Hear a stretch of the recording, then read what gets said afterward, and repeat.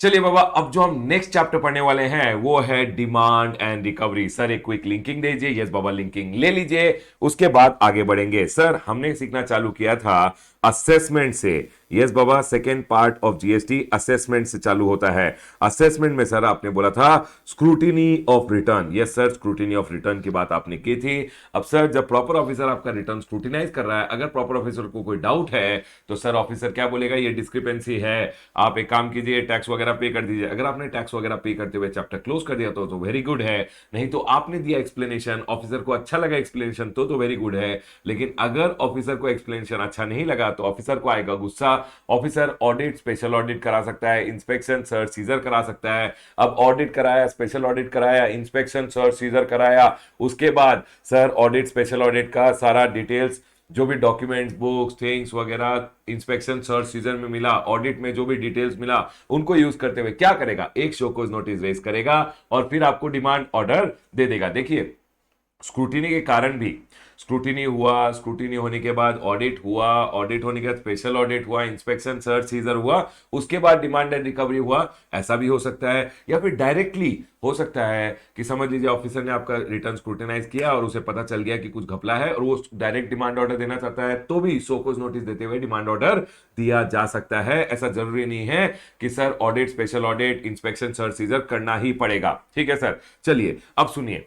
अब सर यहां मैंने आपको बोला था स्क्रूटिनी के बाद मैंने आपको बोला था ऑडिट होगा, स्पेशल ऑडिट होगा सर, उसके बाद मैंने आपको इंस्पेक्शन सर्च एंड सीजर बोला था।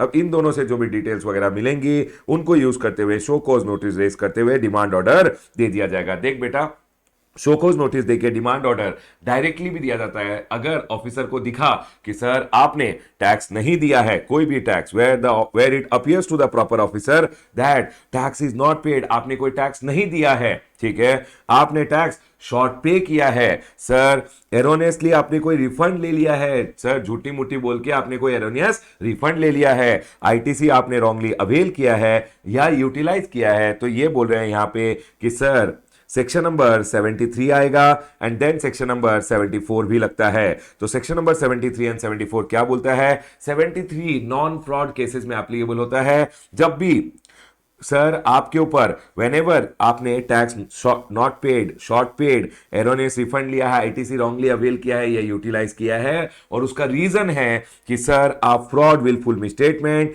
या सप्रेशन ऑफ फैक्ट कर रहे थे, FWS, fraud, wilful misstatement and suppression of fact कर रहे थे, तो बेटा आपका केस आ जाएगा 74 में। लेकिन सर अगर आप नॉन फ्रॉड केस हो तो sir for any other reason other than fraud, wilful misstatement and suppression 73 में आ जाओगे आप। ठीक है सर, पॉइंट क्लियर है। अब सुनिए सर, इसमें 3 स्टेजेस होते हैं डिमांड ऑर्डर रेज करने में। एक सर शोकॉज नोटिस आने से पहले, एक होता है शोकॉज नोटिस, एक होता है शोकॉज नोटिस आने से पहले ही आपने टैक्स वगैरह पे कर दिया, ठीक है सर, या फिर शोकॉज नोटिस आने के बाद आपने पे किया, या फिर सर डिमांड ऑर्डर आने के बाद आपने पे किया। हमेशा याद रखिएगा, पहले मैं लेफ्ट हैंड साइड समझा देता हूं फिर राइट हैंड साइड बोल दूंगा। सुनिए सर, सेक्शन नंबर 73 क्या बोलता है, section number 73 non fraud case की बात करता है। तो समझ लीजिए आपको बिफोर शोकॉज नोटिस ही पता चल गया कि सर शोकॉज नोटिस आने वाला है, मैं काम करता हूं अपना जो भी टैक्स वगैरह है वो पे कर देता हूं। अगर आपने टैक्स वगैरह पे कर दिया, टैक्स पे कर दिया, सर 73 का बात कर रहे हैं, टैक्स वगैरह पे कर दिया, इंटरेस्ट वगैरह पे कर दिया, जो भी लगता था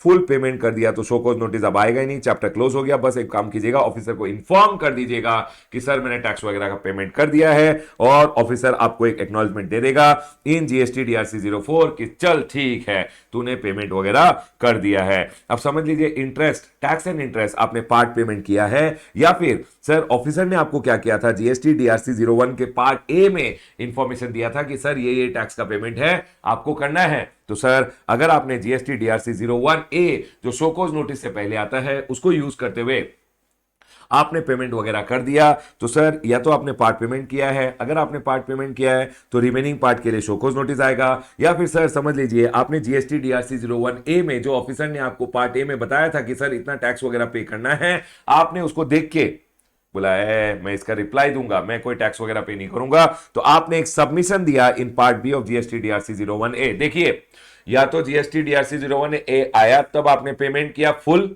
तो भी चैप्टर क्लोज, पार्ट पेमेंट किया तो रिमेनिंग के लिए शोकॉज नोटिस, अगर आपने सबमिशन दिया तो सर क्या होगा, अब ऑफिसर आपको एक शोकॉज नोटिस देगा। देखिए डिटेल शोकॉज नोटिस तो आपके मेल पे आ जाएगा, लेकिन सर उस शोकॉज नोटिस का समरी ऑनलाइन जीएसटी डीआरसी 01 में अपलोड कर दिया जाएगा। ठीक है सर, अब शोकॉज नोटिस आपको आ गया। शोकॉज नोटिस में बताया जाएगा आपको कि सर कितना टैक्स अमाउंट है, उसके बाद इंटरेस्ट पे करना है, एंड सर स्टेट करेगा ग्राउंड ऑफिसर कि हम क्यों आपके अगेंस्ट इतना इतना इतना अमाउंट का डिमांड ऑर्डर क्यों ना निकाले। उसके लिए ऑफिसर इसमें लिखेगा आस्किंग व्हाई स्पेसिफाइड अमाउंट, जो शोकॉज नोटिस में लिखेगा, शुड नॉट बी डिमांडेड। उसके बाद अब सर शोकॉज नोटिस जो आपके पास आ गया, सुन लीजिए, शोकॉज नोटिस को पे करने का टाइम लिमिट सिर्फ 30 दिन का होता है। शोकॉज नोटिस को टाइम लिमिट पे करने का सिर्फ 30 दिन का होता है। तो सर बेटा एक काम कर, अब ये जो मैंने लिखा है आप मत काटिए, मैं अभी के लिए काट रहा हूं।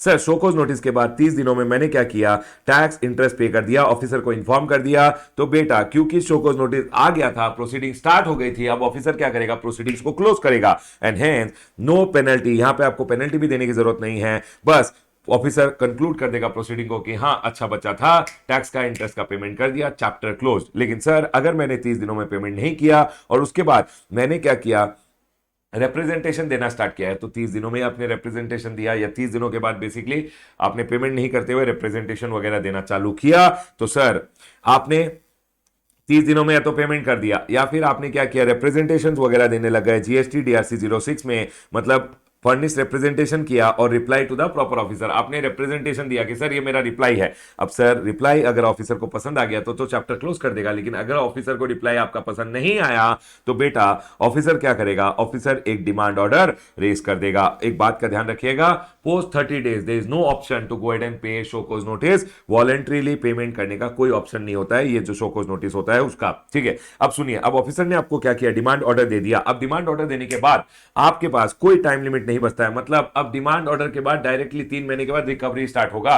तो बेटा एक बार जो डिमांड ऑर्डर आपके पास आ गया तो बेटा अब पेमेंट करो टैक्स का, इंटरेस्ट का, और penalty 10% of the tax amount और 10,000 विच इज हायर, तो लगेगा ही लगेगा क्योंकि आपने मेहनत कराई, डिमांड ऑर्डर रेज करवाया। ठीक है सर, और यहां पे आप इंफॉर्म कर दीजिए ऑफिसर को और ऑफिसर प्रोसीडिंग क्लोज करते हुए जीएसटी डीआरसी 05 इशू कर देगा। ठीक है सर, पॉइंट क्लियर है। अब सुनिए, सेम चीज मैंने राइट हैंड साइड में लिखा है कि सर अगर आप नॉन फ्रॉड केस होते हैं तो टैक्स इंटरेस्ट पे करते हैं, अगर आप फ्रॉड केस होते हैं तो शोकॉज नोटिस आने से पहले अगर आपने टैक्स पे कर दिया, इंटरेस्ट पे कर दिया, प्लस पेनल्टी, फ्रॉड केस में बोला गया है कि सर पेनल्टी आपको देना पड़ेगा at least 15% of the tax amount. Sir अगर आपने फुल पेमेंट कर दिया, शोकॉज नोटिस नहीं आएगा, चैप्टर क्लोज हो जाएगा, आपको इंटीमेट किया जाएगा by the proper officer in GST DRC 03, और प्रॉपर ऑफिसर क्या आप इंफॉर्म करोगे, सॉरी आपने क्या किया, टैक्स पेमेंट कर दिया, इंटरेस्ट पेमेंट कर दिया, पेनल्टी वगैरह का फुल पेमेंट करते हुए ऑफिसर को इन्फॉर्म कर दिया, आपने ऑफिसर को इन्फॉर्म कर दिया इन जीएसटी डीआरसी 03, तो सर ऑफिसर क्या करेगा, एक एक्नॉलेजमेंट दे देगा कि हाँ बेटा हाँ हमें पेमेंट आ गया है। उसके बाद सर अगर आपने पार्ट पेमेंट किया या जीएसटी डीआरसी 01 ए के पार्ट ए के अगेंस्ट आपने सबमिशन दिया, तो सर अब क्या होगा, रिमेनिंग पार्ट के लिए शोकॉज नोटिस आएगा। अब सुनिए, शोकॉज नोटिस एक बार जो आ गया, शोकॉज नोटिस जो एक बार आ गया उसके बाद आपको 30 डेज का टाइम लिमिट मिलता है, आप शोकॉज नोटिस का पेमेंट कर दीजिए। आपने अगर शोकॉज नोटिस का पेमेंट कर दिया, पे द टैक्स, पे द इंटरेस्ट, पे द पेनल्टी, अब क्योंकि शोकॉज नोटिस रेज कराने का आपने मेहनत कराया है, तो अब वो क्या करेंगे, 25% पेनल्टी कितना कर देंगे, 15% था पहले, अब 25% ऑफ द टैक्स अमाउंट आपको पेनल्टी देना पड़ेगा। अगर आपने पेमेंट कर दिया यूजिंग जीएसटी डीआरसी 03 और ऑफिसर को इन्फॉर्म कर दिया, तो बेटा अब डिमांड ऑर्डर तो नहीं आएगा, बट आप जैसे इंफॉर्मेशन दोगे, क्योंकि आपका शोकॉज नोटिस आ चुका था और प्रोसीडिंग स्टार्ट हो गई थी, प्रोसीडिंग्स को क्लोज करने के लिए ऑफिसर क्या करेगा, आपको इंटीमेशन देगा, सर इन जीएसटी डीआरसी 05 के हमने प्रोसीडिंग्स को क्लोज कर दिया है। उसके बाद सर ये बोलते हैं अगर आपने 30 डेज में पेमेंट कर दिया तो वेरी गुड, नहीं तो आप एक काम कीजिए, रिप्रेजेंटेशन वगैरह दीजिए। आप रिप्रेजेंटेशन मतलब अपना reply to the proper officer, that is furnish representation to proper officer, मतलब बेसिकली वो क्या हुआ, रिप्लाई, इसको हम रिप्लाई भी बोलते हैं, और reply to the proper officer. आप एक काम कीजिए, इसको और कर लीजिएगा, ठीक है सर, और reply to the proper officer in GST DRC 06 आप रिप्लाई कीजिए ऑफिसर को। अगर आपका रिप्लाई अच्छा लगा तो वेरी गुड, रिप्लाई अच्छा नहीं लगा तो ऑफिसर क्या करेगा, डीआरसी 07 में तो समरी दिया जाता है डिमांड ऑर्डर का, आपको पूरा का पूरा डिमांड ऑर्डर भेजा जाएगा ओवर ए मेल और पोस्ट। ठीक है सर, उसके बाद क्या होगा, अब जो फ्रॉड केस होते हैं उनको एक और ऑप्शन दिया जाता है कि आप 30 दिनों में, देखिए नॉन फ्रॉड केस को तो कोई और ऑप्शन नहीं होता, लेकिन फ्रॉड केस को और एक ऑप्शन होता है कि अगर आप 30 दिनों में पेमेंट कर देते हो टैक्स का, इंटरेस्ट का, तो आपको सिर्फ 50% of the tax amount penalty देना पड़ेगा। प्रोसीडिंग्स हम कंक्लूड कर देंगे, मतलब आप इंफॉर्म कर दीजिएगा हमें जीएसटी डीआरसी 03 से और हम प्रोसीडिंग्स को कंक्लूड कर देंगे। लेकिन सर अगर ग्रेटर देन 30 डेज हो गया, ग्रेटर देन 30 डेज हो गया, तो सर आपको टैक्स, इंटरेस्ट और अब तो पेनल्टी 100% देना पड़ेगा। सर आप जब पेमेंट करोगे तो जीएसटी डीआरसी 03 यूज करते हुए पेमेंट करके इंफॉर्म कर दीजिएगा, हम प्रोसीडिंग्स को कंक्लूड कर देंगे। That's it everyone. अब एक बात सुनिएगा सर, मैंने आपको क्या क्या स्टेज पढ़ाया, मैंने आपको बोला एक शो कॉज नोटिस, एक before show cause notice, before show cause notice, ठीक है। उसके बाद मैंने आपको शो कॉज नोटिस पढ़ाया, शो कॉज नोटिस के बाद मैंने 30 दिन का टाइम लिमिट बोला कि शो कॉज नोटिस के बाद 30 दिन का टाइम लिमिट। उसके बाद मैंने आपको डिमांड ऑर्डर पढ़ाया, मैंने यहां बोला बिफोर शो कॉज नोटिस आप टैक्स दोगे, इंटरेस्ट दोगे, यहां दोगे टैक्स, इंटरेस्ट, पेनल्टी जो होगा वो 15% होगा of the tax amount. Sir show cause notice आ गया तो टैक्स, इंटरेस्ट, पेनल्टी अब 25% दोगे ऑफ द टैक्स अमाउंट। यहां भी टैक्स, इंटरेस्ट और पेनल्टी तो लगेगा नहीं, यहां भी पेनल्टी नहीं लगेगा। और सर डिमांड ऑर्डर जो आ गया उसके बाद अगर आप पे कर रहे हो तो tax, interest, penalty 10% of the tax amount और 10,000 विच एवर इज हायर का पेनल्टी आपको देना पड़ेगा। उसके बाद राइट हैंड साइड अगर आप देखोगे तो 30 दिन का और टाइम लिमिट दिया जाता है और एक ऑप्शन फ्रॉड को दिया जाता है कि चल तू टैक्स दे दे, इंटरेस्ट दे दे, पेनल्टी सिर्फ 50% देगा तो भी चलेगा। उसके बाद सर ग्रेटर देन 30 डेज के बाद अगर आप दोगे तो टैक्स, इंटरेस्ट, पेनल्टी आपको देना पड़ेगा 100%। क्या यहां तक 100% क्लैरिटी है? क्या हम आगे बढ़ सकते हैं? जल्दी जल्दी बताइए मुझे, क्या ये टैक्स, इंटरेस्ट, पेनल्टी वाला जो पॉइंट है ये सबको क्लियरली समझ में आ गया है?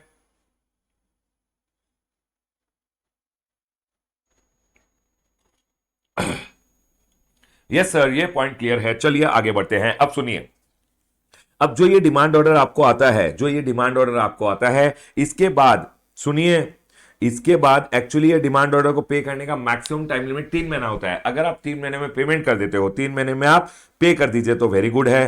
3 महीने में यहां डिमांड ऑर्डर से 3 महीने में आप पे कर दीजिए तो वेरी गुड है, या फिर 3 महीने में आप अपील में चले जाइए। लेकिन सर अगर 3 महीने में पे भी नहीं किया, ग्रेटर देन 3 मंथ हो गया, तो सर ऑफिसर क्या करेगा? रिकवरी प्रोसीडिंग स्टार्ट कर देगा, आपको उल्टा लटका के पैसा निकाल लिया जाएगा। ठीक है सर, पॉइंट क्लियर है? आ जाइए अब सुनिए सर, एक बात बताइए, ये जो डिमांड ऑर्डर रेज करने का टाइम लिमिट होता है, इसका डिमांड ऑर्डर रेज करने का टाइम लिमिट क्या होता है? सुन लीजिए, यही मैंने यहां लिखा है, time limit to pass demand order. Demand order pass करने का टाइम लिमिट होता है 3 साल, याद रखिएगा, 3 years from the due date of annual return for the relevant financial year. जो फाइनेंशियल ईयर के लिए, बेसिकली जो फाइनेंशियल ईयर के लिए ये डिमांड ऑर्डर निकाल रहे हैं, उसका due date of annual return से आपको 3 साल देखना है। और सर एक बात याद रखिएगा, हमेशा very very important from exam point of view, कि सर समझ लीजिए मैं बात कर रहा हूं 2017-18 की, सर इसके लिए समझ लीजिए शोकॉज नोटिस और डिमांड ऑर्डर देना है, तो सर इसका जो due date for annual return होगा, जो बेसिकली होता है 31 December of the next year, 31 December 2018, यहां से बेसिकली 1 to 3 years का टाइम लिमिट मिलता है to raise a demand order, हमेशा याद रखिएगा। अब सर क्या आप मुझे बताओगे, ये होगा 31 दिसंबर 2019, 31 दिसंबर 2020 और ये होगा 31 दिसंबर 2021, यहां तक बेसिकली डिमांड ऑर्डर रेज कर देना चाहिए। ठीक है सर, अब सुनिए सर, ये होता है maximum time limit to raise a demand order for the year 17-18 अगर मैं बोलूं। लेकिन सर समझ लीजिए, हमने डिमांड ऑर्डर टाइम पे रेज नहीं किया। अगर आपने डिमांड ऑर्डर टाइम पे रेज नहीं किया तो बेटा याद रखना, उस साल के लिए अगर आपने demand order maximum by 31 December 2021 raise नहीं किया तो मान लिया जाएगा कि उस साल रिलेटेड सारे प्रोसीडिंग कंक्लूड हो गए हैं और ऑफिसर अब डिमांड नहीं निकाल पाएगा। ठीक है सर, अब एक बात का ध्यान रखिएगा आप, देखिए मैंने बोला डिमांड ऑर्डर का टाइम लिमिट होता है 3 इयर्स और डिमांड ऑर्डर और शो कॉज नोटिस जो होता है उसके बीच में मिनिमम गैप जो है, in case of non fraud case minimum gap 3 महीने का होना जरूरी है। मतलब क्या आप मुझे बताओगे maximum time limit to raise the show cause notice for 2017-18? बताइए बताइए बताइए, जल्दी बताइए। अगर मैं बोलूं 2017-18 तो उसके लिए maximum time limit to go head and raise show cause notice क्या होगा? बता सर, आपको ड्यू डेट से देखना पड़ेगा, due date of annual return से 1 year, 2 year, 2 years 9 months, 2 years 9 months मतलब 30th of September 2021 तक शो कॉज नोटिस रेज हो जाना चाहिए मैक्सिमम। और सर वहां से 3 महीने, क्योंकि मिनिमम गैप 3 महीने होना चाहिए, ध्यान रखिएगा इस बात का। ठीक है सर, पॉइंट क्लियर है? चलिए आ जाइए आगे बढ़ते हैं। अब सर अगर समझ लीजिए ये तो आपने बोला कि non fraud case. Sir non fraud case में 2 इयर्स 9 मंथ्स यहां पे लिखा हुआ है, शो कॉज नोटिस के लिए time limit from the due date of annual return. ठीक है सर, पॉइंट क्लियर है। अब सर अगर फ्रॉड केस हो तो क्या होगा? अगर फ्रॉड केस है तो बेटा एक चीज का ध्यान रखना, फ्रॉड केस में the maximum time limit to raise a demand order is 5 years. Demand order raise करने का, क्योंकि फ्रॉड डिटेक्शन में थोड़ा टाइम लगता है, and hence 1 year, 2 year, 3 year, 4 years and 5 years. ये होता है 31 दिसंबर 2022, 31 दिसंबर 2023 तक आप डिमांड ऑर्डर रेज कर सकते हो। क्या आप मुझे बताओगे maximum time limit to raise a show cause notice? यहां पे डिमांड ऑर्डर और शो कॉज नोटिस के बीच में मिनिमम 6 महीने का गैप होना चाहिए। हमेशा ध्यान रखिएगा, फ्रॉड, विलफुल मिसस्टेटमेंट और सप्रेशन ऑफ फैक्ट का केस में मिनिमम गैप 6 महीने का होगा। सर क्या आप मुझे बताओगे कि maximum time limit to raise show cause notice यहां पे क्या होगा? Sir bye 30th of June 2023 तक आपका शो कॉज नोटिस आ जाना चाहिए। डन सर, पॉइंट क्लियर है। चलिए, जितने बच्चे पार्टिसिपेट कर रहे हैं क्लास में, जो मैं पूछ रहा हूं बोलते रह रहे हैं, बेटा आपको सब कुछ मतलब समझ में आ रहा है, टेंशन मत ले। ठीक है, डन सर। 5 इयर्स का टाइम लिमिट होता है to raise a demand order, और show cause notice 4 year 6 month का टाइम लिमिट होता है। अगर नहीं किया टाइम पे शो कॉज नोटिस और डिमांड ऑर्डर, तो सर मान लिया जाएगा सारा प्रोसीडिंग उस साल के लिए कंप्लीट हो गया है, और अब ऑफिसर शो कॉज नोटिस और डिमांड ऑर्डर नहीं दे पाएगा उस साल के लिए। ठीक है सर, पॉइंट क्लियर है। अब एक बात याद रखिएगा, ये जो 3 इयर्स का टाइम लिमिट, 5 इयर्स का टाइम लिमिट, 2 इयर्स 9 मंथ्स और 4 इयर्स 6 मंथ्स का टाइम लिमिट होता है, अगर आपको समझ लीजिए 1 साल के लिए कोई एरोनियस रिफंड मिल गया, 17-18 का ईयर के लिए आपने कोई रिफंड मांगा और एरोनियस रिफंड यहां दिया गया, तो बेटा एक बात याद रखिएगा, जिस दिन आपको एरोनियस रिफंड दिया गया उस दिन से 3 इयर्स और 5 years, 2 years 9 months and 4 years 6 months जो शो कॉज नोटिस का होता है वो देखा जाएगा। अगर एरोनियस रिफंड का केस है तो due date of annual return नहीं देखा जाएगा, आपको देखना है from the date of erroneous refund, जिस दिन आपको उस साल रिलेटेड एरोनियस रिफंड दिया गया, क्योंकि रिफंड देने का टाइम लिमिट 2 साल होता है। तो सर जिस दिन आपका बेसिकली ड्यू डेट होता है, रेलेवेंट डेट होता है, रेलेवेंट डेट से 2 साल में आप अप्लाई करते हो, सर आपको अगर रिफंड दे दिया गया तो बेटा अगर रिफंड कोई एरोनियस निकला तो उस रिफंड के लिए अगर आपको अप्लाई करना है कि सर मुझे अगर गवर्नमेंट को आपसे डिमांड करना है एरोनियस रिफंड वापस, तो जिस दिन आपको एरोनियस रिफंड दिया गया उस दिन से 3 साल और 5 साल काउंट किए जाएंगे, ध्यान रखिएगा। और सर मैंने यहां पे ऑलरेडी बोला है, शो कॉज नोटिस रेज करने का टाइम लिमिट डिमांड ऑर्डर से 3 महीना पहले शो कॉज नोटिस आएगा, और यहां पे 6 महीना पहले, डिमांड ऑर्डर से मिनिमम 6 महीना पहले आपको शो कॉज नोटिस दिया जाएगा in case of fraud case. ठीक है सर, पॉइंट क्लियर है। एक बात याद रखिएगा, एक बार जो डिमांड ऑर्डर आ गया, अगर एसएससी चाहे तो 3 महीना में पेमेंट कर दे, नहीं तो 3 महीना में आप अपील में चले जाइए अपेलेट अथॉरिटीज के पास। ठीक है, appellate authority, appellate tribunal, high court और सुप्रीम कोर्ट, वो जो अपील वाला रास्ता है उसमें चले जाइए। लेकिन सर अगर आप 3 महीने में नहीं जाते हो, तो 3 महीने में पेमेंट भी नहीं करते, तो डिपार्टमेंट बोलेगा नालायक तेरा तो अब हम उल्टा लटका के रिकवरी करेंगे, और डिपार्टमेंट क्या करेगा, after 3 months from demand order recovery proceeding initiate कर देगा। ये हम सेक्शन नंबर 78 में पढ़ेंगे कि सर आफ्टर 3 मंथ्स आपका रिकवरी प्रोसीडिंग्स, आपके अगेंस्ट रिकवरी प्रोसीडिंग स्टार्ट कर दिया जाता है। अब सुनिए, यहां पे मैंने जीएसटी डीआरसी 01 के बारे में लिखा है कि पार्ट ए में आपको बताया जाता है कि कितना आपको टैक्स, इंटरेस्ट, पेनल्टी वगैरह पे करना है।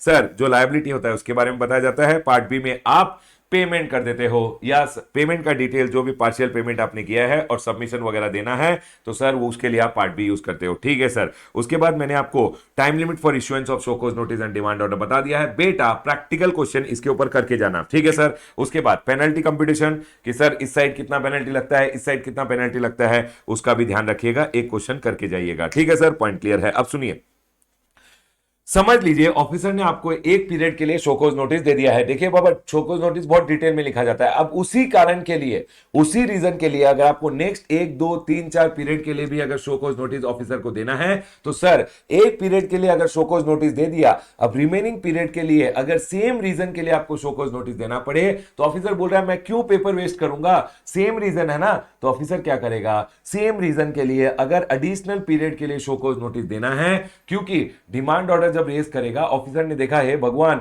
मैंने तो 17-18 के लिए इसे शोकॉज नोटिस दिया था, नेक्स्ट ईयर उसमें भी गलती कर रखा है, सेम चीज 12% की जगह सिर्फ 5% टैक्स पे किया है, तो 7% इससे लेना है, तो उसके लिए डिमांड ऑर्डर देना है, डिमांड ऑर्डर से पहले शोकॉज नोटिस देना है। अब सर एडिशनल पीरियड जो इस शोकॉज नोटिस में कवर नहीं किए गए थे, सर इस शोकॉज नोटिस में समझ लीजिए एक ही पीरियड कवर था, रिमेनिंग पीरियड के लिए भी अगर ऑफिसर शोकॉज नोटिस देना चाहे तो शोकॉज नोटिस नहीं देगा, बस पीरियड का नाम लिखेगा और अमाउंट एक स्टेटमेंट बनाएगा, बेसिकली बोलेगा इस पीरियड से इस पीरियड के लिए, इस पीरियड से इस पीरियड के लिए इतना अमाउंट आपसे लेना है, ऐसा एक आपको स्टेटमेंट पकड़ा देगा जीएसटी डीआरसी 02 में for additional period not covered in the show cause notice. और जब डिमांड ऑर्डर रेज करेगा तो ये शो कॉज नोटिस प्लस ये जो स्टेटमेंट दिया था टोटल अमाउंट के लिए एक डिमांड ऑर्डर वो रेज कर सकता है। And sir for additional period not covered in the show cause notice statement दे देगा ऑफिसर, और स्टेटमेंट का बेटा STAT स्टेटमेंट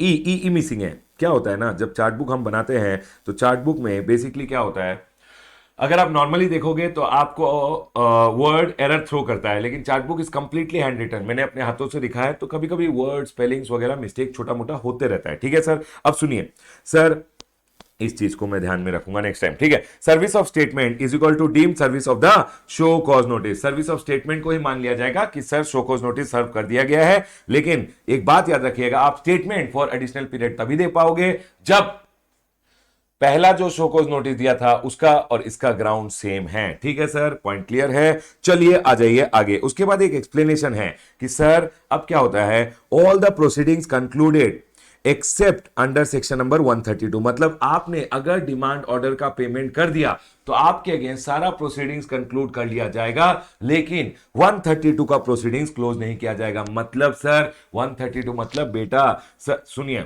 आपके अगेंस्ट डिमांड ऑर्डर दिया जाएगा 73 एंड 74 में, अगर आपने पेमेंट वगैरह कर दिया तो चैप्टर क्लोज हो गया। लेकिन बेटा यहां एक चीज का ध्यान रखना, आपके अगेंस्ट अगर कोई इम्प्रिजनमेंट जेल भेजने वाला प्रोसीडिंग्स है तो वो तो चलेगा बेटा, उसको प्रोसीडिंग चलता रहेगा। पैसा आप 73 एंड 74 में डिमांड ऑर्डर देके आपसे ले लेंगे, लेकिन जेल भेजने वाले प्रोसीडिंग से आपको छोड़ेंगे नहीं। अगर आपने ऐसा कोई क्राइम किया जो 132 में आपको जेल भेजा जाना चाहिए तो सर आपको तो जेल भेजा जाएगा, 132 का प्रोसीडिंग क्लोज नहीं होगा, बाकी सारे प्रोसीडिंग्स आपके अगेंस्ट क्लोज हो जाएंगे, याद रखिएगा। ठीक है सर, मतलब एक बार 73 एंड 74 का प्रोसीडिंग्स हो गया, आपने पेमेंट वगैरह कर दिया तो आपके अगेंस्ट सारा प्रोसीडिंग्स क्लोज है, अदर देन 132 का प्रोसीडिंग, मतलब जेल तो जाओगे बेटा आप। ठीक है, उसके बाद बोला गया है अगर notice issued to main person जो मेन जो लायबल होता है, मेन मतलब जो समझ लीजिए क्राइम है, एक मिस्टेक हुआ है, उसमें क्या हुआ, जो मेन पर्सन है उसको पकड़ा गया, और सर मेन पर्सन के साथ बहुत सारे लोगों को भी पकड़ा गया, तो ये बोल रहा है अगर मेन पर्सन के अगेंस्ट सारा प्रोसीडिंग कंक्लूड कर दिया गया तो सर क्या होता है ना, जब मुझे नोटिस आता है कि आपने ऐसा ऐसा काम किया है, तो सर जो मेरे साथ वाले लोग होते हैं उनको भी नोटिस जाता है कि सर आपके अगेंस्ट भी ये सब प्रोसीडिंग्स होगा।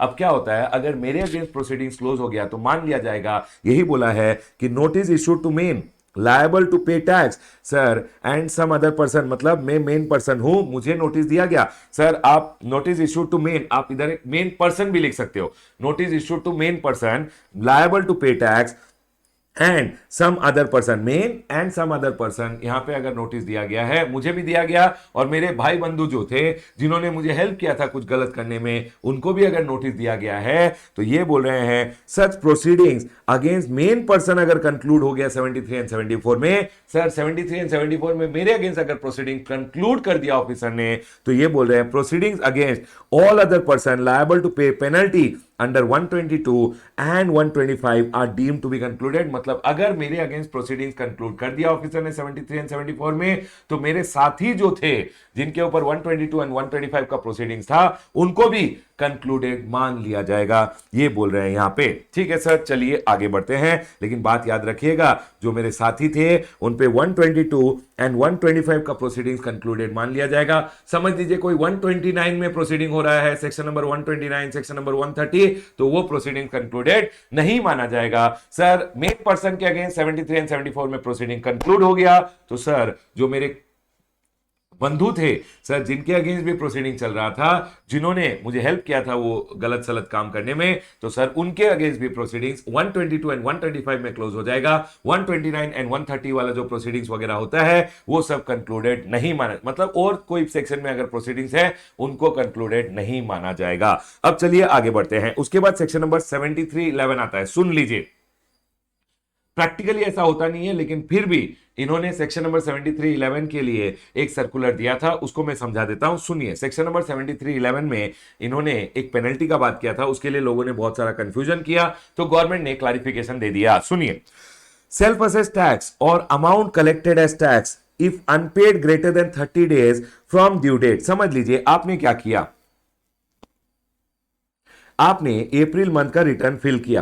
अप्रैल मंथ का sir return 20th of May होता है। आपने क्या किया, GSTR 3B में लिखा कि सर मेरा सेल्फ असेस टैक्स 10 लाख रुपए का है। आपने सेल्फ असेस किया टैक्स और आपने क्या किया, रिटर्न फाइल कर दिया विदाउट पेमेंट। आपने पेमेंट नहीं किया टैक्स का। देख बेटा, प्रैक्टिकली ऐसा नहीं होता है, प्रैक्टिकली ऐसा नहीं होता है। अब सुनिए, आपने 20th मई को GSTR 3B लगाया, 10 लाख रुपीस का टैक्स आपने सेल्फ असेस किया, पेमेंट नहीं किया और रिटर्न फाइल कर दिया। तो सर ये बोल रहे हैं आपके ऊपर लगेगा penalty of 10% of the tax amount और 10,000 विच एवर इज हायर। यहां एक सर्कुलर आया जिसने बोला whether penalty under section number 7311 is levied where GSTR 3B has been filed after due date। तो सर क्लैरिफिकेशन दिया गया, provision of section number 7311 can be invoked only when provision of section number 73 are invoked. Section number 73 का provision invoked होना पड़ेगा, तभी section number 7311 में हम आपके ऊपर पेनल्टी लगाएंगे। और इन्होंने बोला यहां पे प्रोविजन ऑफ सेक्शन नंबर 73 हम जनरली इन्वोक नहीं करते हैं अगर आप GSTR 3B लेट फाइल कर रहे हो। समझ लीजिए मैंने क्या किया, अप्रैल मंथ का मुझे GSTR 3B फाइल करना था। सर 20th मई को मुझे GSTR 3B फाइल करना था। मैंने यहां फाइल नहीं करके मैंने क्या किया, 30th मई को फाइल किया। सर यहां पे मैंने सेल्फ असेस टैक्स दिखाया 10 लाख रुपीस का, पेमेंट किया और यहां मैंने रिटर्न वगैरह फाइल कर दिया। तो यहां पे सेक्शन नंबर 7311 का पेनल्टी नहीं लगेगा। ये तो नॉर्मल सा केस है, बस रिटर्न लेट फाइल किया है, लेट फाइलिंग ऑफ रिटर्न के लिए लेट फी दे देना और जो टैक्स लेट पे किया है उसके लिए इंटरेस्ट दे देना, पेनल्टी वगैरह नहीं लगाया जाएगा। ठीक है, अब सुनिए, अब ये लोग बोल रहे हैं कि सर ये जो 73 का पेनल्टी है ये हम नहीं लगाते हैं अगर आपने डिले किया है filing of GSTR 3B because tax along with applicable interest has been paid but after due date. मतलब आपने बस लेट टैक्स पे किया है और आपने ड्यू डेट के बाद टैक्स पे करते हुए आपने पेनल्टी लगा दिया है। सॉरी, आपने बस रिटर्न लेट फाइल किया है और लेट रिटर्न फाइल करने के कारण आपने क्या किया, लेट टैक्स पे किया और लेट टैक्स का आपने इंटरेस्ट भी दे दिया होगा और लेट टैक्स जो आपने पे किया उसका इंटरेस्ट दे दिया होगा और लेट फाइलिंग ऑफ रिटर्न के लिए लेट फी दे दिया होगा। बस बात खत्म हो गया यहां पे। और sir it is accordingly clarified that section number 7311 is not payable in such case. मतलब यहां पे कोई पेनल्टी वगैरह नहीं लगाया जाता है अगर आपने नॉर्मली रिटर्न लेट फाइल किया है। लेकिन अगर ऑफिसर चाहे तो 25,000 रुपए तक का पेनल्टी लगा सकता है। सेक्शन नंबर 125 में जो नॉर्मल पेनल्टी होता है, मतलब किसी का अगर आप कोई भी हेड में सेक्शन नंबर 122, 123, 124 में अगर पेनल्टी नहीं बोला होता है तो सर सेक्शन नंबर 125 का एक general penalty up to 25,000 officer चाहे तो लगा सकता है, जनरली नहीं लगाते ये भी। ठीक है, अब सुनिए, तो सर सेक्शन नंबर 7311 का प्रोसीडिंग्स कब निकलेगा, अब सुनिए। देखिए बेटा, सेक्शन नंबर 7311 का प्रोसीडिंग्स तब लगेगा, मतलब सेक्शन नंबर 7311 में आपको पेनल्टी तब देना पड़ेगा अगर सेल्फ असेस टैक्स और अमाउंट कलेक्टेड एज टैक्स आपने नहीं पे किया within 30 days from due date. Sir इसका मतलब क्या हुआ, समझ लीजिए आपने क्या किया, 20th मई को अपना रिटर्न लगा दिया, रिटर्न आपने GSTR 3B फाइल कर दिया, उसमें सेल्फ असेस टैक्स दिखाया, सर टैक्स का पेमेंट नहीं किया और आपने रिटर्न फाइल कर दिया। प्रैक्टिकली ऐसा पॉसिबल नहीं है लेकिन आपने रिटर्न समझ लीजिए फाइल कर दिया। इसे हम बोलते हैं कि सर आपने बिना टैक्स पे किए रिटर्न फाइल किया, ये इनवैलिड रिटर्न हो गया। अब सुनिए, अब अगर आपने जो सेल्फ असेस टैक्स किया था उसको अगर 30 दिनों में पे नहीं कर देते, 30 डेज में पे नहीं कर देते, तो ऑफिसर क्या करेगा, आपको एक शो कॉज नोटिस देगा। शो कॉज नोटिस देने के बाद बेटा सुनिए, अब तो शो कॉज नोटिस आ गया, सेक्शन नंबर 73 का प्रोसीडिंग्स हो गया। अब जब आपसे पैसा लिया जाएगा तब आपसे पेनल्टी भी लिया जाएगा, क्योंकि आपने अब पेनल्टी लिया जाएगा which is 10% of the tax amount और 10,000 which ever is higher का पेनल्टी आपसे लिया जाएगा। मतलब आपने रिटर्न फाइल कर दिया, आपने टैक्स का पेमेंट नहीं किया, अब 30 दिनों में अगर आप टैक्स का पेमेंट नहीं करते हो, 30 दिनों में अगर आप टैक्स का पेमेंट नहीं करते तो बेटा आपको एक शो कॉज नोटिस देके फिर ये पेनल्टी लिया जाएगा। आई होप ये पॉइंट क्लियर है, क्योंकि यहां लिखा है if unpaid within 30 days from the due date तो आप पे पेनल्टी लगाया जाएगा विच इज 10% और 10,000। लेकिन सर पेनल्टी लगाने के लिए ऑफिसर आपको एक शो कॉज नोटिस देगा, फिर पेनल्टी का एक ऑर्डर देगा, डिमांड ऑर्डर देगा और आपको पेनल्टी पे करना पड़ेगा। डन सर, प्रैक्टिकली इंप्लीकेशन कुछ नहीं है इसका। चलिए आगे बढ़े, क्या ये पॉइंट क्लियर है? क्या हम आगे बढ़ सकते हैं? जल्दी बताइए मुझे, क्या आप लोगों को सेक्शन नंबर 73 एंड 74 क्लियर है? क्या हम आगे बढ़ सकते हैं? देख बेटा देख, ये जो टाइम लिमिट्स है for show cause notice, demand order और पेनल्टी के लिए जो मैंने यहां बोला है उसका कैलकुलेशन सीख के जाइएगा, एग्जाम में पूछ लेते हैं। उसके अलावा सर, उसके अलावा ये जो सेक्शन नंबर 7311 है यूं तो इंटरेस्टिंग नहीं है, लेकिन इसके लिए भी छोटे मोटे क्वेश्चंस आपके बुक में दिए हुए हैं, काइंडली उन क्वेश्चंस को करके जाइएगा। यहां मेरा सेक्शन नंबर 73 एंड 74 का डिस्कशन रिवीजन कंप्लीट होता है। चलिए आगे बढ़ते हैं, आ जाइए। उसके बाद डिमांड एंड रिकवरी में आता है सेक्शन नंबर 75। सेक्शन नंबर 75 क्या बोलता है सर? सेक्शन नंबर 75 बोलता है general provision relating to determination of tax. ये जनरल प्रोविजंस है, बेसिकली ऑफिसर्स को इन प्रोविजंस का ध्यान रखना चाहिए। नंबर 1, अगर समझ लीजिए कोई कोर्ट ने स्टे लगा दिया है तो सर जो भी स्टे पीरियड होगा, जब शोकॉज नोटिस और डिमांड ऑर्डर का टाइम लिमिट कैलकुलेट किया जाएगा, अगर 6 महीना समझ लीजिए कोर्ट ने कोई स्टे लगा दिया था फॉर रेजिंग शोकॉज नोटिस और डिमांड ऑर्डर, तो सर वो 6 महीने का टाइम लिमिट एडिशनली आपको दे दिया जाएगा to raise a show cause notice and demand order. Period of stay will always be excluded while calculating the time limit for show cause notice and demand order. उसके बाद अगर सेक्शन नंबर 7411 में समझ लीजिए आपके अगेंस्ट एक डिमांड ऑर्डर पास किया गया और आप समझ लीजिए चले गए अपील में, और अपीलेट अथॉरिटी ने बोल दिया ए सर 74 में तो आपके अगेंस्ट डिमांड ऑर्डर नहीं रेज करना चाहिए था।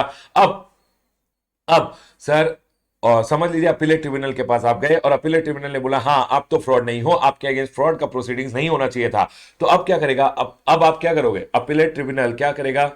ऑफिसर को वापस केस रिमांड बैक कर दिया और बोला ऑफिसर सेक्शन नंबर 73 में प्रोसीडिंग्स कर, इसके अगेंस्ट 74 में मत करना।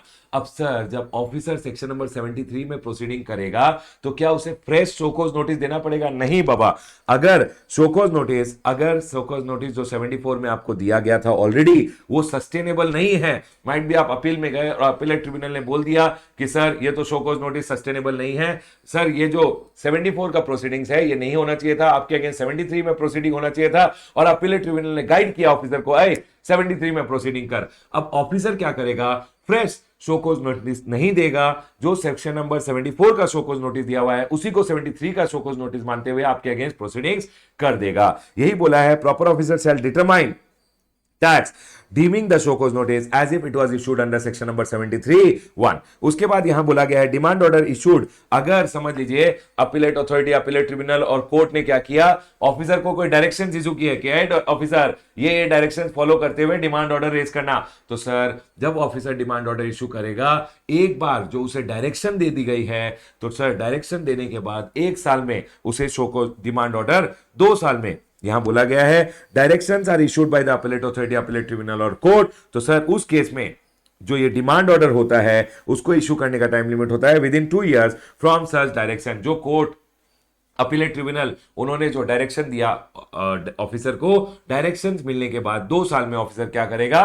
अपना डिमांड ऑर्डर रेज कर देगा, डिमांड ऑर्डर बेसिकली इशू कर देगा। ठीक है सर। उसके बाद याद रखिएगा हमेशा आपको अपॉर्चुनिटी ऑफ बीइंग हर्ड देना है। अगर रिक्वेस्ट किया है सामने वाले पार्टी ने तो ऑफिसर को हमेशा शोकॉज डिमांड ऑर्डर देने से पहले एक अपॉर्चुनिटी ऑफ बीइंग हर्ड देना पड़ेगा। और sir where adverse decision is contemplated against such person, अगर आप एडवर्स डिसीजन भी ले रहे हो किसी के अगेंस्ट तो भी आपको अपॉर्चुनिटी ऑफ बीइंग हर्ड देना पड़ेगा। उसके बाद एडजर्नमेंट, तारीख पे तारीख सर, तारीख पे तारीख, यहां बोला गया है maximum 3 time if sufficient cause is shown. ठीक है सर। उसके बाद सर स्पीकिंग ऑर्डर, अगर ऑफिसर डिमांड ऑर्डर पास कर रहा है तो सर डिमांड ऑर्डर में हमेशा सर किस सेक्शन के अंडर हम ये डिमांड ऑर्डर पास कर रहे हैं, सारा क्या क्या गलती किया था, सारा डिटेल स्पीकिंग ऑर्डर होना पड़ेगा। ठीक है sir. Demand order should always set out the fact and bases of the decision. उसके बाद sir tax, interest and penalty in the demand order shall not exceed show cause notice. Baba show cause notice में जितना tax, interest, penalty बोला गया था उतना ही demand order में आप डिमांड कर सकते हो, कम कर सकते हो लेकिन ज्यादा नहीं कर सकते। याद रखिएगा शोकॉज नोटिस में जो बोला जाता है उसी को डिमांड ऑर्डर कंफर्म करता है। And hence sir demand order should always be in conformity with the grounds in the show cause notice. Show cause notice में समझ लीजिए आपने टैक्स इंटरेस्ट पेनल्टी छोड़ी है, वो तो सेम होना पड़ेगा। डिमांड जो शो कॉज नोटिस में टैक्स इंटरेस्ट पेनल्टी बोला है वही डिमांड ऑर्डर में टैक्स इंटरेस्ट पेनल्टी होना चाहिए, कम हो सकता है। अब समझ लीजिए शो कॉज नोटिस में ऑफिसर ने बोला था कि सर आपने आईटीसी रॉन्गली अवेल किया है, तो बेटा डिमांड ऑर्डर जब रेज करोगे तो सेम ग्राउंड्स पे डिमांड ऑर्डर रेज होना चाहिए। ऐसे नहीं कि डिमांड ऑर्डर में बोल दिया एरोनियस रिफंड लिया था आपने, नहीं।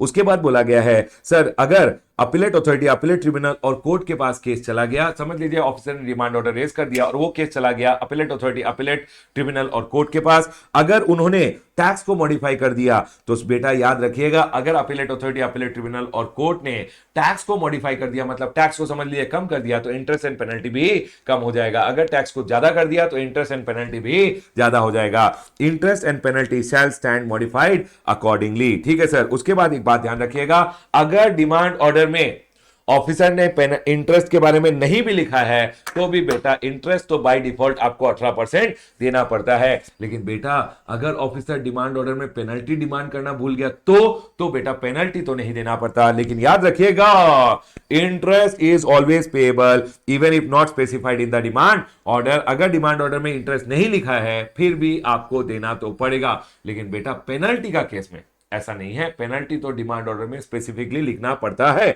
उसके बाद सर अगर 3 साल और 5 साल में डिमांड ऑर्डर रेज नहीं हुआ तो बेटा एक बात याद रखिएगा, अगर 3 साल और 5 साल में no demand order within 3 years और 5 years तो प्रोसीडिंग सारे डीम टू बी कंक्लूडेड मान लिए जाएंगे। ठीक है सर। उसके बाद बोला है यहां पे अगर 3 साल और 5 साल में डिमांड ऑर्डर रेज नहीं हुआ तो मान लिया जाएगा जिस साल रिलेटेड डिमांड ऑर्डर आपने रेज नहीं किया 3 साल और 5 साल in case of fraud and non fraud case and fraud cases में 3 साल और 5 साल का जो टाइम लिमिट है वो अगर चला गया मान लिया जाएगा उस साल रिलेटेड प्रोसीडिंग क्लोज है, अब आप कोई शो कॉज नोटिस और डिमांड ऑर्डर नहीं दे सकते। उसके बाद सर समझ लीजिए wait time spent for decision of the appellate authority, appellate tribunal, high court or supreme court not to be considered in 3 years or 5 years। सुनिए, समझ लीजिए ऑफिसर ने मेरे केस में एक शो कॉज नोटिस दिया, शो कॉज नोटिस देने के बाद डिमांड ऑर्डर रेज किया और सर अब वो केस चला गया अपीलेट अथॉरिटी, अपीलेट ट्रिब्यूनल के पास। राम के केस में अपीलेट अथॉरिटी, अपीलेट ट्रिब्यूनल या कोर्ट के पास वो केस चल रहा है। अब श्याम के केस में ऑफिसर ने शो कॉज नोटिस दे दिया है बट डिमांड ऑर्डर नहीं दे रहा है क्योंकि ऑफिसर वेट कर रहा है कि appellate authority, appellate tribunal, court का केस का डिसीजन आ जाए, उसके बाद श्याम के केस में भी सेम डिसीजन को लगाना है। तो सर अब ऑफिसर यहां डिमांड ऑर्डर नहीं दे रहा, ऑफिसर वेट कर रहा है कि sir appellate authority, appellate tribunal या कोर्ट का डिसीजन आ जाए राम के केस में। तो राम के केस में जो होगा क्योंकि श्याम का केस भी सेम है उधर सेम डिसीजन को चिपकाना है, तो जब ऑफिसर वेट कर रहा है वेट टाइम को एक्सक्लूड किया जाएगा from the time limit of 3 years और 5 years। यही बोला गया है क्योंकि 3 साल और 5 साल का टाइम लिमिट खत्म हो जाएगा वेट करते करते एंड हेंस आप श्याम के केस में जब डिमांड ऑर्डर दोगे जितना टाइम ऑफिसर ने वेट किया for a decision of the appellate authority, appellate tribunal और कोर्ट, उस टाइम लिमिट को एक्सक्लूड कर दिया जाएगा जब आप श्याम के केस में डिमांड ऑर्डर रेज करोगे। डन सर, पॉइंट क्लियर है। उसके बाद direct recovery in case of self assessed tax liability in accordance with section number 39। Sir section number 39 के हिसाब से अगर आपने बेसिकली रिटर्न में सेल्फ असेस टैक्स जो होता है, सेल्फ असेस टैक्स आपने जो रिटर्न में बोला है कि सर ये मेरा सेल्फ असेस टैक्स है, उसके लिए डायरेक्ट रिकवरी होता है। बेटा याद रखिएगा उस केस में हमेशा डायरेक्ट रिकवरी किया जाता है, कोई show cause notice demand order का बात नहीं होता। ये तो आपने खुद बोला है। यस सर, पॉइंट क्लियर है। चलिए ये तो आपने सेल्फ असेस करके खुद बोला है कि मेरा लायबिलिटी इतना है, तो उसके लिए कोई show cause notice demand order का जरूरत नहीं होता, डायरेक्टली उल्टा लटका के रिकवरी कर लिया जाता है। उसके बाद एक एक्सप्लेनेशन है यहां पे कि सर ये सेल्फ असेस टैक्स का मतलब क्या होगा। तो गवर्नमेंट ने बोला सेल्फ असेस टैक्स का मतलब होगा it shall include the tax payable in respect of outward supply furnished in GSTR1 or invoice furnishing facility but not included in GSTR3B। तो अगर आपने GSTR1 में बोल दिया कि मेरा 18 लाख रुपए का टैक्स पेएबल है और GSTR 3B में समझ लीजिए आपने कुछ भी नहीं बोला, तो गवर्नमेंट बोल रहा है ये आपका सेल्फ असेस टैक्स है और इसके लिए हम डायरेक्ट रिकवरी कर लेंगे। यस सर, पॉइंट क्लियर है। चलिए आगे बढ़ते हैं। उसके बाद बोला है no penalty for same act और ओमिशन, मतलब 73 एंड 74 में अगर आपके ऊपर पेनल्टी लगा दिया गया तो सेक्शन नंबर 122 में फिर से पेनल्टी नहीं लगाया जाएगा। क्विकली बोलिए मुझे, तो मतलब ये क्या बोल रहे हैं, अगर एक बार 73 एंड 74 में आपके ऊपर पेनल्टी दे दिया, लगा दिया गया, तो सर 122 ये सब जो सेक्शंस है उसके ऊपर पेनल्टी, उसमें पेनल्टी नहीं लगाया जाएगा। मैंने आपको पढ़ाया section number 73 non fraud case, 74 fraud case and section number 75 general provision. यहां तक सब कुछ क्लियर है? चलें आगे, चलिए आगे बढ़ेंगे। अब क्या बोल रहा है? अब बोल रहे हैं सेक्शन नंबर 76। सेक्शन नंबर 76 क्या बोलता था?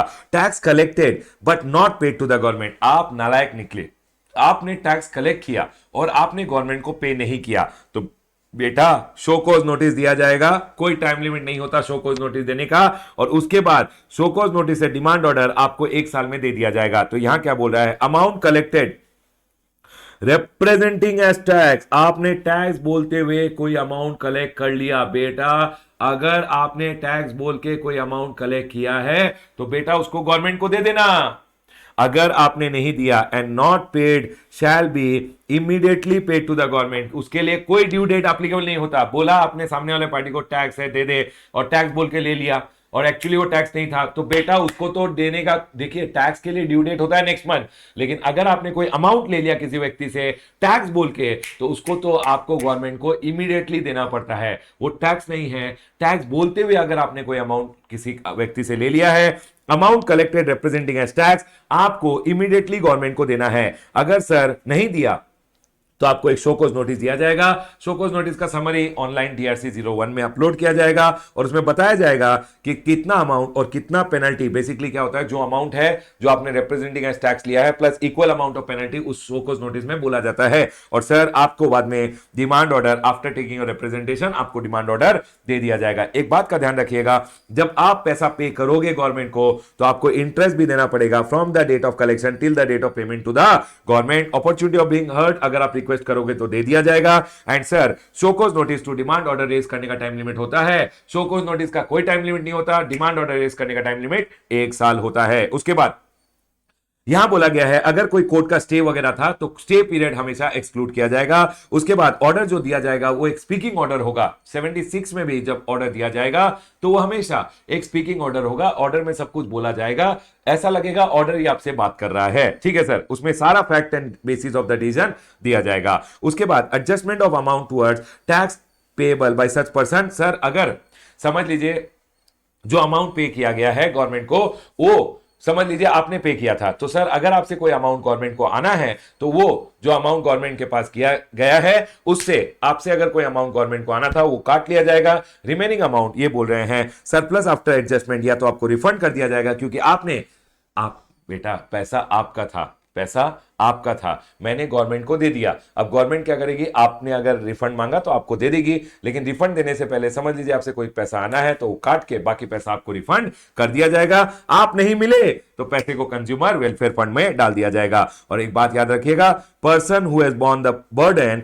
मे अप्लाई फॉर ए रिफंड, ठीक है सर। और आप जब रिफंड के लिए अंडर सेक्शन नंबर 54 अप्लाई कर सकते हो, ठीक है सर। पॉइंट क्लियर है। चलिए सेक्शन नंबर 77 में आ जाइए बेटा। इधर जो पॉइंट था उसमें मोस्ट इंपॉर्टेंट था कि सर नंबर ये जो 5 पॉइंट है इन पॉइंट्स का ध्यान रखिएगा, ठीक है सर। पॉइंट क्लियर है। अब सेक्शन नंबर 77 जब हम पढ़ते हैं इसको, section number 77 of the CGST act को हमें पढ़ना पड़ता है with section number 19 of the IGST act. हमेशा याद रखिएगा IGST एक्ट के सेक्शन नंबर 19 के साथ हमें सेक्शन नंबर 77 को पढ़ना है। सर सेक्शन नंबर 77 क्या बोलता है, सुन लीजिए, समझ लीजिए। आपने एक ट्रांजैक्शन को इंट्रा मानते हुए उस ट्रांजैक्शन के ऊपर CGST प्लस SGST पे कर दिया। अब लेटर आपको पता चला सर ये तो मेरा इंटरस्टेट ट्रांजैक्शन था और मुझे इस पे IGST पे करना चाहिए था, तो बस इतना ही बोला गया है, जो गलत टैक्स दिया है उसका रिफंड ले लो और सही टैक्स पे कर दो। इसका आप रिफंड ले लो, इस टैक्स को पे कर दो। जब इस टैक्स को पे करोगे तो इंटरेस्ट देने की कोई जरूरत नहीं है। बस इतना ही बोला गया है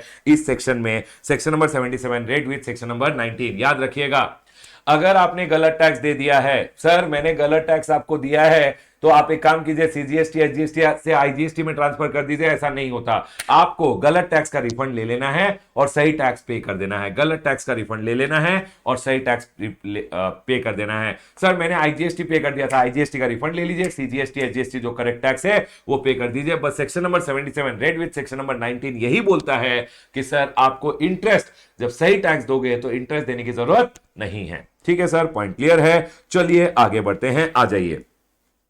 उसके बाद अब आता है सेक्शन नंबर रिकवरी का सेक्शन। रिकवरी के सेक्शन से पहले मैं आपको क्या बोल रहा हूं यहां पे सुन लीजिए sir. Demand and recovery, demand and recovery sir, section number 73 क्या बोलता है? Section number 73 fraud, wilful misstatement and suppression को छोड़ के जो बाकी केसेस होते हैं उनका बात करता है। उस केसेस में डिमांड ऑर्डर की बात करता है। 74 sir fraud, wilful misstatement and suppression of fact के केस में डिमांड ऑर्डर की बात करता है। Sir section number 75 general provisions की बात करता है। 76 क्या बात करता है? अगर आपने कोई अमाउंट टैक्स की तरह कलेक्ट किया है तो उसके लिए शोकोज नोटिस आएगा, उसके लिए no time limit and demand order from show cause notice के लिए 1 ईयर का टाइम लिमिट होता है, इतना ध्यान रखिएगा। 77 सर कुछ गलत टैक्स पे कर दिया तो बेटा जो गलत टैक्स पे कर दिया है उसका आप एक काम कीजिए, जो गलत टैक्स आपने पे कर दिया है वो गलत टैक्स का रिफंड लीजिए और सही टैक्स पे कर दीजिए, इंटरेस्ट नहीं लगेगा। अब सेक्शन नंबर 78 आता है, आ जाइए। सेक्शन नंबर 78 बोलता है 3 महीना में अगर टैक्स का पेमेंट नहीं किया, जो डिमांड ऑर्डर था उसका 3 महीना में पेमेंट नहीं किया तो बेटा 3 महीना के बाद आपको उल्टा लटका के पैसा ले लिया जाएगा। यही बोला गया है, रिकवरी प्रोसीडिंग्स इनिशिएट कर दिया जाएगा। तो सर इधर एक एक्सेप्शन है, अगर गवर्नमेंट को लगा, अगर ऑफिसर को लगा कि आप तो विजय माल्या बनने वाले हो, आप तो फरार हो जाओगे, तो उस केस में ऑफिसर क्या करेगा? ऑफिसर अगर कंसिडर्स एक्सपीडियंट, अगर उसे सही लगेगा तो sir he may require the taxable person to make payment less than 3 months में आपको पेमेंट करने बोल सकता है और वो आपको पीरियड बता देगा कि सर मुझे लगता है आप फरार हो जाओगे, आप एक काम कीजिएगा 1 महीने में ही पेमेंट कर दीजिएगा, 15 दिन में पेमेंट कर दीजिएगा। ऐसा अगर ऑफिसर चाहे तो आपके साथ कर सकता है। उसके बाद आता है कि सर आपसे जब टैक्स रिकवरी किया जाएगा तो टैक्स रिकवर करने का मोड्स क्या होता है? मोड्स ऑफ रिकवरी याद रखिएगा, एग्जाम पर्पस के लिए इंपॉर्टेंट है। सर मोड्स ऑफ रिकवरी क्या होता है? यहां मोड्स ऑफ रिकवरी का ध्यान रखिएगा, मैंने लिखा है एम आर स्क्वायर TDS, तो M2R2 TDS। सर एम का मतलब क्या होता है? रिकवरी आपसे कर लिया जाएगा, recovery through application to magistrate. ठीक है सर, एम मतलब मजिस्ट्रेट के थ्रू आपसे रिकवरी, मतलब आपका ऑफिसर मजिस्ट्रेट को बोलेगा, मजिस्ट्रेट आपसे एज जो फाइन होता है कलेक्ट करेगा ये अमाउंट, और अगर कोर्ट का फाइन आपने पे नहीं किया तो बेटा जेल भेज दिए जाओगे। एम फॉर मजिस्ट्रेट, ठीक है सर। उसके बाद M2R2 है ये, ठीक है। M for movable and immovable property, आपकी मूवेबल इमूवेबल प्रॉपर्टी को बेच के पैसा रिकवर कर लिया जाएगा। R मतलब सर अगर आपको कोई रिफंड आना है, कोई refund or any other amount payable to such person, sir proper officer may deduct या a specified officer to deduct. समझ लीजिए इनकम टैक्स डिपार्टमेंट का ऑफिसर है, इनकम टैक्स से आपको रिफंड आना है तो आपका ऑफिसर इनकम टैक्स डिपार्टमेंट के ऑफिसर को बोलेगा रिफंड मत देना रमेश को, रिफंड से पैसा काट लिया जाएगा। यही बोल रहा है। एम मतलब मैंने आपको बोल दिया मजिस्ट्रेट, एम मतलब मूवेबल इमूवेबल प्रॉपर्टी, आर मतलब रिफंड के थ्रू एडजस्टमेंट कर लिया जाएगा जो आपको जीएसटी डिपार्टमेंट से आना है या कोई और स्पेसिफाइड ऑफिसर से अगर आपको रिफंड आना है, बेसिकली गवर्नमेंट डिपार्टमेंट के ऑफिसर से अगर आपको कोई रिफंड आना है वो रिफंड से भी एडजस्ट कर लिया जाएगा। उसके बाद आर आता है, आर मतलब realisation of bond, M2R2, R मतलब रियलाइजेशन ऑफ बॉन्ड, अगर आपने बॉन्ड विद बैंक गारंटी वगैरह दे रखा है तो सर उससे पैसा रिकवर कर लिया जाएगा। टी फॉर थर्ड पार्टी के थ्रू, समझ लीजिए किससे मुझे पैसा आने वाला है, या सर समझ लीजिए फ्यूचर में ड्यू होने वाला है पैसा, समझ लीजिए इंश्योरेंस पॉलिसी ड्यू होने वाला है, तो ये बोल रहे हैं जिससे आपको पैसा अभी आना चाहिए या फ्यूचर में ड्यू है ऑलरेडी या फ्यूचर में ड्यू होने वाला है, उससे थर्ड पार्टी से रिकवरी कर लिया जाएगा। उसके बाद D for sir D district collector, आपका ऑफिसर क्या करेगा? आपका ऑफिसर डिस्ट्रिक्ट कलेक्टर को बोलेगा जा बेटा जा, ये जो लड़का है इससे पैसा कलेक्ट करके आ। अब डिस्ट्रिक्ट कलेक्टर आएगा और लैंड रेवेन्यू अरियर्स की तरह सर आपसे पैसा कलेक्ट किया जाएगा। और उसके बाद एस आता है, एस मतलब सेलिंग ऑफ गुड्स, ऑफिसर क्या करेगा? आपके गुड्स को डिटेन करके गुड्स को बेच देगा और पैसा रिकवर कर लेगा। हमेशा याद रखिएगा मोड्स ऑफ रिकवरी मुझे लगता है इंपॉर्टेंट है एग्जाम के लिए, M2R2 TDS, ठीक है सर। उसके बाद आता है कि सर समझ लीजिए आपसे रिकवरी होना है तो दो CGST के ऑफिसर SGST के ऑफिसर आपका आके गला नहीं पकड़ेंगे। समझ लीजिए आपके पास SGST का ऑफिसर आए, क्योंकि समझ लीजिए आपका जो ऑफिसर था वो SGST का ऑफिसर था, SGST का ऑफिसर आए और रिकवरी किया तो SGST का ऑफिसर रिकवर करके ले जाएंगे और जो CGST को पास ऑन करना है वो CGST को पास ऑन कर देंगे। समझ लीजिए SGST ऑफिसर कुछ रिकवर करके गए, पार्शियल रिकवरी हुआ तो सर मिल बांट के डिवाइड कर लेंगे। यही बोला गया यहां पे, SGST ऑफिसर कलेक्ट करेगा ड्यू और लेटर CGST को दे देगा। सर अगर पार्शियल रिकवरी हुआ तो प्रो डाटा डिस्ट्रीब्यूशन होगा between central government and state government. क्या सर रिकवरी मेरे डिस्टिंक्ट पर्सन से भी किया जा सकता है? यस बाबा, डिस्टिंक्ट पर्सन से भी रिकवरी किया जा सकता है। याद रखिएगा, आपके डिस्टिंक्ट पर्सन से भी रिकवरी किया जा सकता है। उसके बाद आया सेक्शन नंबर 80। आपने बोला सर इंस्टॉलमेंट दे दो, पैसे नहीं है सर, कुछ दिन की मोहलत और दे दो। तो गवर्नमेंट ने बोला चल बेटा, payment of install tax and other amount in instalment. अगर आप फाइल करते हो ऑनलाइन डीआरसी 20, तो सर कमिश्नर में उसका मन पे है, में extend the time for payment, कुछ दिन का मोहलत और दे देगा, या फिर आपको इंस्टॉलमेंट भी अलाउ कर सकता है। और इंस्टॉलमेंट मैक्सिमम होता है 24 इंस्टॉलमेंट, मैक्सिमम 24 इंस्टॉलमेंट होता है। सर याद रखिएगा, आपने जो सेल्फ असेस करके अपने रिटर्न में टैक्स बताया था, उस टैक्स के लिए कोई आपको इंस्टॉलमेंट फैसिलिटी नहीं मिलता है। सेल्फ असेस टैक्स के लिए कोई इंस्टॉलमेंट फैसिलिटी नहीं मिलता। और एक बात का ध्यान रखिएगा, इंस्टॉलमेंट फैसिलिटी जब भी आपको दिया जाएगा तो बेटा क्या फ्री का थोड़ी है, इंटरेस्ट तो देना पड़ेगा। और सर अगर आपने कोई भी एक पेमेंट में डिफॉल्ट कर दिया इन एनी इंस्टॉलमेंट, तो विड्रॉ हो जाएगा इंस्टॉलमेंट फैसिलिटी और टोटल अमाउंट आपसे इमीडिएटली रिकवर कर लिया जाएगा। और एक पॉइंट का ध्यान रखिएगा, एग्जाम में हो सकता है छोटा सा एक एमसीक्यू पूछ ले, instalment not allowed if amount जो आपको पे करना है गवर्नमेंट को वो लेस देन 25,000। गवर्नमेंट बोलता है चल भिखारी भाग जाए यहां से, लेस देन 25,000 के लिए क्या इंस्टॉलमेंट मांगने आया, भाग यहां से। ठीक है सर, चलिए आगे बढ़ते हैं। उसके बाद सर मेरे अगेंस्ट समझ लीजिए एक डिमांड ऑर्डर आ गया और मैंने क्या किया, अपना प्रॉपर्टी वगैरह अपने वाइफ को ट्रांसफर कर दिया। तो गवर्नमेंट बोलता है बेटा ट्रांसफर ऑफ प्रॉपर्टी वॉइड होगा, payment person after amount becomes due, मेरे से कोई अमाउंट ड्यू हो गया है, अगर मैं कोई चार्ज क्रिएट कर देता हूं, मॉर्गेज वगैरह कर देता हूं प्रॉपर्टी, या पार्ट्स विद द प्रॉपर्टी, मैं प्रॉपर्टी बेच देता हूं, या सर किसी को ट्रांसफर कर देता हूं with an intention of defrauding the government, तो ये बोल रहे हैं जो आप ये प्रॉपर्टी ट्रांसफर कर रहे हो उसको वॉइड मान लिया जाएगा।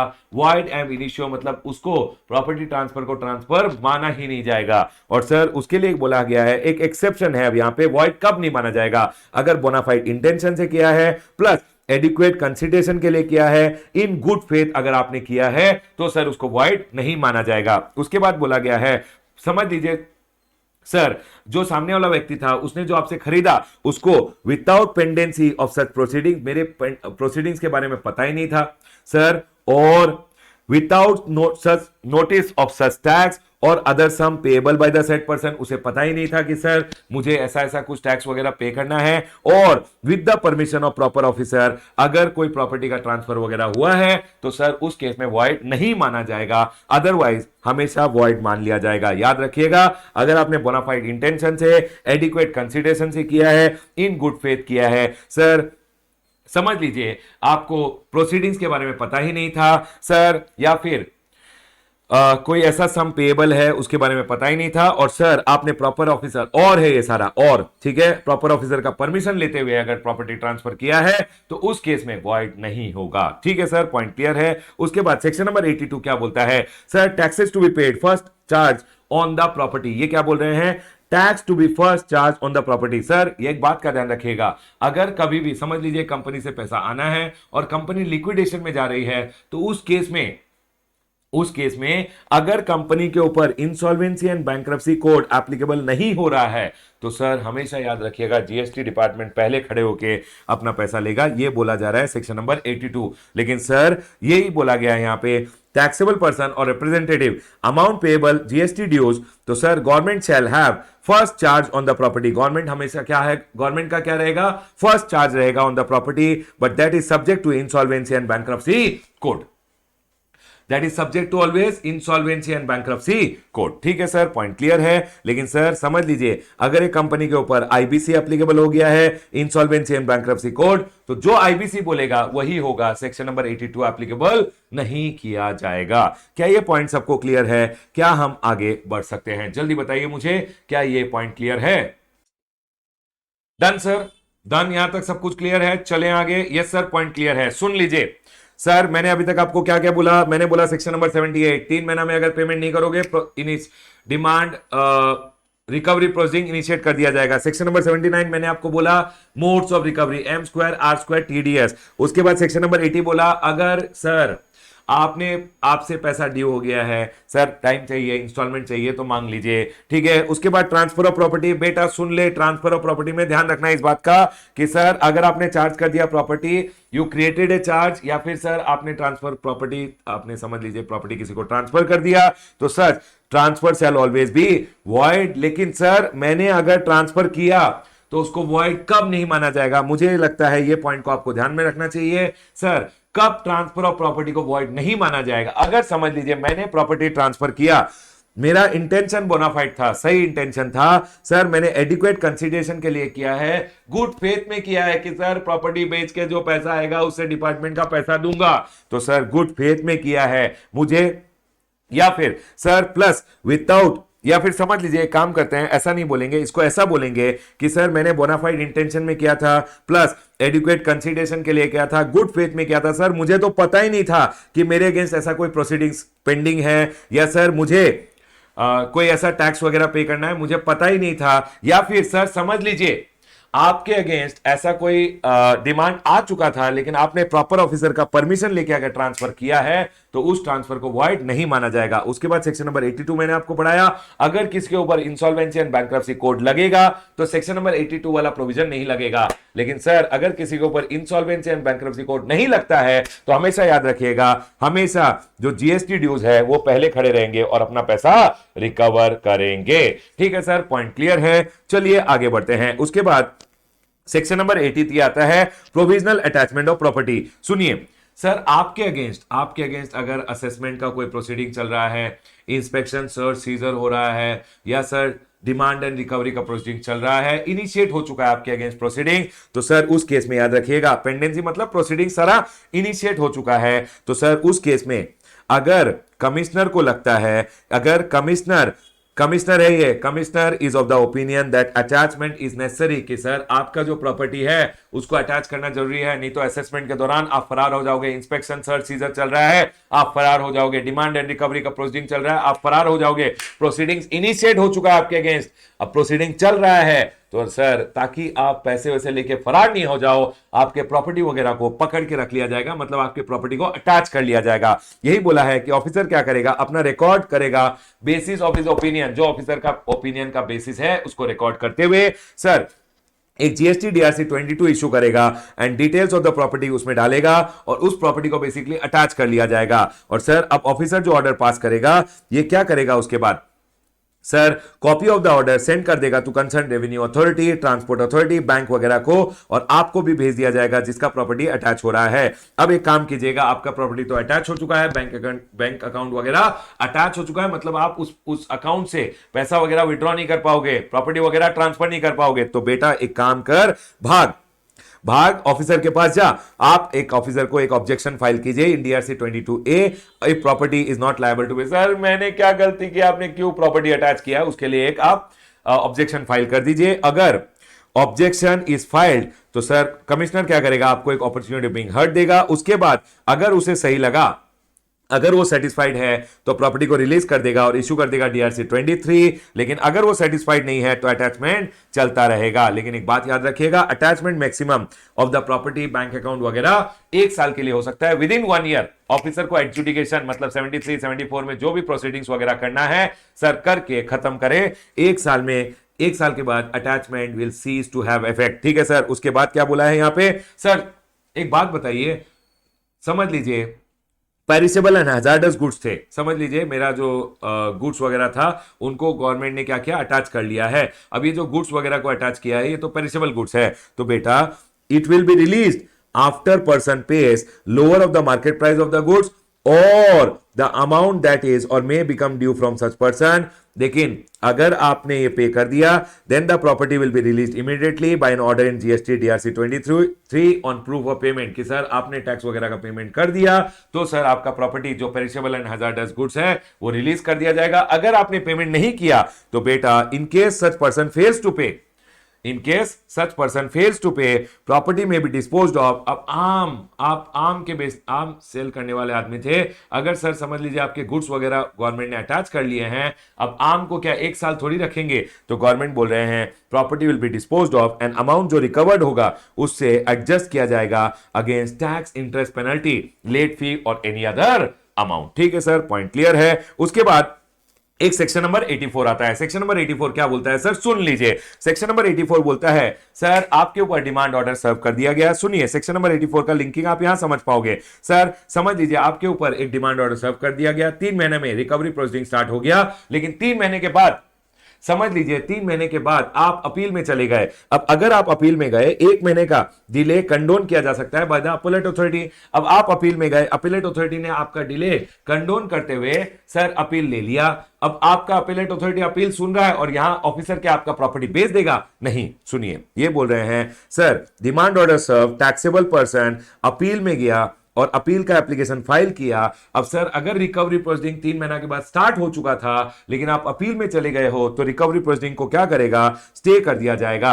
अब सर अगर अपील डिस्पोज ऑफ हुआ, सर समझ लीजिए अपील के कारण आपका ऑर्डर कैंसिल कर दिया गया, डिमांड ऑर्डर, तो रिकवरी नहीं किया जाएगा।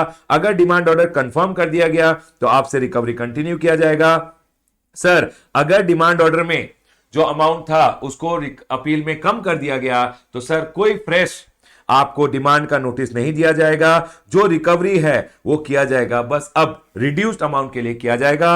लेकिन सर समझ लीजिए आप अपील में गए और अपील में बोल दिया गया क्या 1 लाख, तेरे को तो 1.5 लाख देना है, तो 1 लाख के लिए तो आपको डिमांड ऑर्डर ऑलरेडी दे गया था।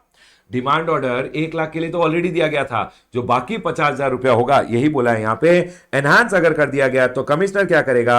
अनदर नोटिस ऑफ डिमांड देगा फॉर द एनहांस अमाउंट। जो 50,000 रुपया एक्स्ट्रा है उसके लिए आपको ऑफिसर क्या करेगा? एक नोटिस ऑफ डिमांड देगा कि सर इतना भी आपसे और रिकवर करेंगे हम। तो अब सर रिकवरी प्रोसीडिंग्स होगा, will continue with the old, जो ओल्ड डिमांड ऑर्डर था उसके लिए भी, और जो नया अमाउंट, जो एडिशनल अमाउंट के लिए आपको डिमांड दिया है उसके लिए भी आपसे रिकवरी किया जाएगा। डन सर, पॉइंट क्लियर है। बेटा मैंने आपको पढ़ाया section number 73 non fraud case में demand order, section number 74 fraud, wilful misstatement and suppression, section number 75 में मैंने आपको क्या पढ़ाया बता? जनरल प्रोविजन पढ़ाया। सर सेक्शन नंबर 76 में मैंने आपको क्या पढ़ाया बताइए? सर 76 में बोला अगर कोई टैक्स आपने रिप्रेजेंटिंग एज टैक्स लिया है इमीडिएटली पे कर देना, नहीं किया तो शो कॉज नोटिस का कोई टाइम लिमिट नहीं है, डिमांड ऑर्डर 1 साल में। सर उसके बाद सेक्शन नंबर 77 आया, गलत टैक्स दिया है तो रिफंड ले लो, सही टैक्स पे कर दो, इंटरेस्ट देने की जरूरत नहीं है। 78 initiation of recovery proceeding, 79 modes of recovery, 80 मैंने आपको बोला इंस्टॉलमेंट की बात। सर 81 अगर आपने कोई ट्रांसफर कर दिया प्रॉपर्टी तो उसको वॉइड माना जाएगा, लेकिन सर अगर आपने गुड इंटेंशन से किया है उस केस में बेसिकली उसे वॉइड नहीं माना जाएगा। 82 बोलता है इंसॉल्वेंसी एंड बैंक्रप्सी कोड अगर नहीं लग रहा है कोई कंपनी पे, तो सेक्शन नंबर 82 बोलता है गवर्नमेंट अपना ड्यूज पहले कलेक्ट करेगा, तो जीएसटी रिकवरी करना है गवर्नमेंट को, वो पहले रिकवर किया जाएगा फ्रॉम द प्रॉपर्टी। उसके बाद सेक्शन नंबर 83 आता है। Sir section number 83 provisional attachment की बात करता है, and section number 84 continuation and validation of recovery proceedings, जो मैंने आपको लास्ट में पढ़ाया। Right sir. सर ये कैसा चैप्टर है? मुझे लगता है appeals and revision and demand and recovery से एक क्वेश्चन 4 से 6 मार्क का आएगा ही आएगा। Appeals and revision and demand and recovery से 4 से 6 मार्क का एक क्वेश्चन 100% आएगा। आप इसे ए ग्रेडेड बोल लो, बी ग्रेडेड बोल लो, लेकिन बेटा मैं इसे बी भी बोल सकता हूं। अपील्स एंड रिवीजन और डिमांड एंड रिकवरी को मैं बी बोलता हूं। क्यों सर? दोनों से आइदर ऑफ देम से 4 से 6 मार्क का क्वेश्चन एक आएगा। सर यहां पे कौन सा इंपॉर्टेंट है? सेक्शन नंबर, ये ए ग्रेडेड चार्ट है, ये बी ग्रेडेड चार्ट है, और सर ये सी ग्रेडेड चार्ट है। That's it everyone. क्लोज करूंगा अपना discussion on demand and recovery. I hope आप लोगों को मजा आया होगा। बस बाबा बस क्वेश्चन आंसर करना और चैप्टर खत्म है।